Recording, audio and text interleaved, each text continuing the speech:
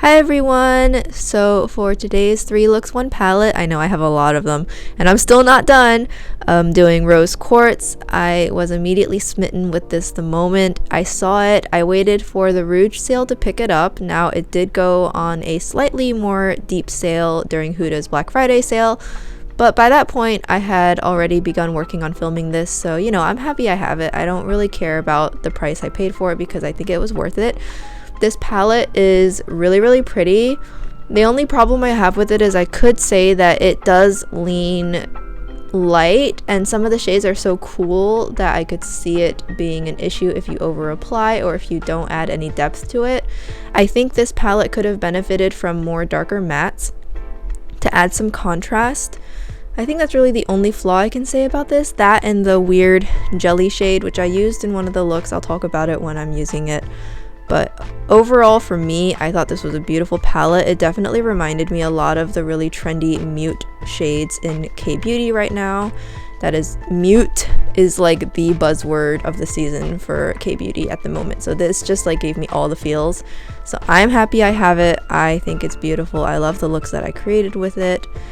And yeah, they're definitely kind of all on the simpler side. I never really feel like with palettes like these, you know, the promo photos are all very simple, and I just feel like these palettes are not really super friendly towards like a complicated look. I don't know.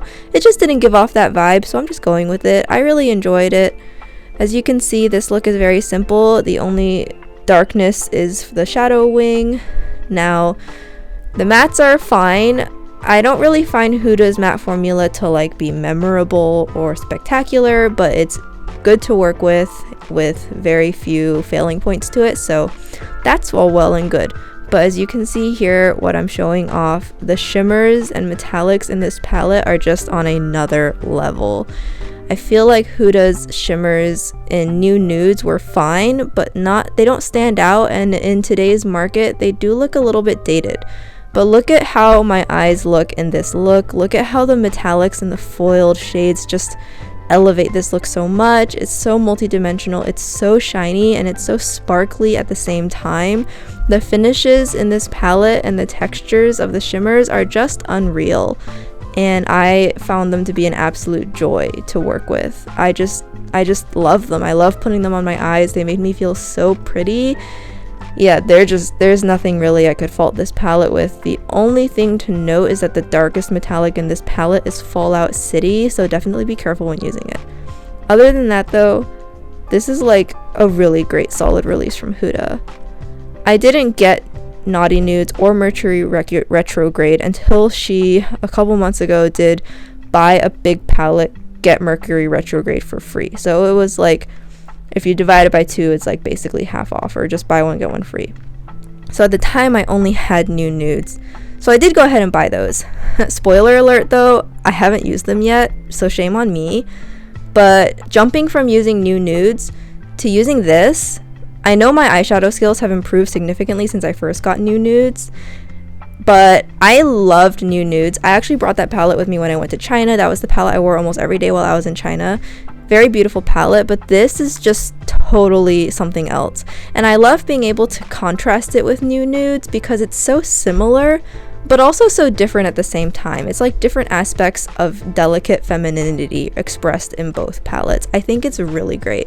I feel like between this, Naughty Nudes, and Mercury Retrograde, you're seeing all different facets of and aspects of feminine that Huda wants to show off. Like, I'm sure I'm reading deeper into it than she intended, but that's the feeling I get looking at all the color schemes put together. So I think it is just a wonderful addition to her range of larger palettes, and if you guys have been on the fence about it, I don't think you guys will be disappointed. As you can see, my looks are all super soft, but they just look really nice. They're cute, I feel pretty, I feel really girly, and you know, sometimes I like that. Yeah, I just, you know, this palette is very easy to use. I don't really feel intimidated. There's a lot of shades. It's a large palette, but nothing intimidating. I don't know, I thought it was fine. So in this look, I'm going to be using the weird Petri dish shade that debuted in Naughty Nudes, and I haven't used the one in Naughty Nudes yet. She even made a whole giant highlighter out of it, and I would have picked that up during the Black Friday sale to send as a joke gift to one of my friends who's getting her PhD and works in the lab a lot, just to prank her, but it was sold out. So boo. I think it would have been such a funny prank though, like honestly.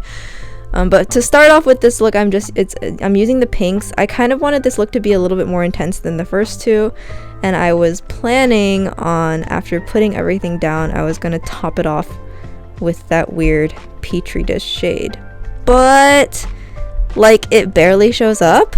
Like I felt like I had to push really hard to try and get even to the pearl pigments at all.